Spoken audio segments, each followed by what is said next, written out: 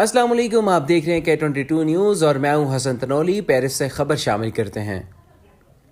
شوکت خانم memorial trust کی شاندار fund raising پر اظہار تشکر کے لیے مشتاق خان جدون اور مبارک خان جدون نے رائل پیلس ریسٹورنٹ پر عشائیے کا اہتمام کیا۔ چیئرمین پاکستان بزنس فورم فرانس سردار ظہور اقبال، صدر P T I France Malik Abid, C E O FP92 T V Hamza Taj Saghira, Mian Zulfiqar جتالہ، Chaudhry M کے پرویز، چودھری ابوبکر گوندل، چودھری شاہین اختر نے جدون برادران کو کامیاب فنڈ ریزنگ پروگرام کرانے پر مبارکباد دی اور کہا کہ پاکستان میں کینسر کے مریضوں کے لیے شوکت خانم کی خدمات سے ہر کوئی آگاہ ہے۔ یہ ایک نیکی کا کام ہے جس میں ہر کسی کو سیاسی وابستگیوں کو بالائے طاق رکھتے ہوئے بڑھ چڑھ کر حصہ لینا چاہیے۔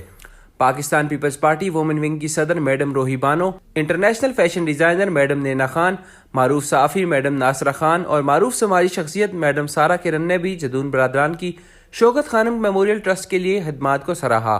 پروگرام کے اختتام پر مہمانوں کی تواضع انواع و اقسام کے لذیذ پاکستانی کھانوں سے کی گئی۔ مشتاق خان جدون اور مبارک خان جدون نے آنے والے تمام معزز مہمانوں کا شکریہ ادا کیا۔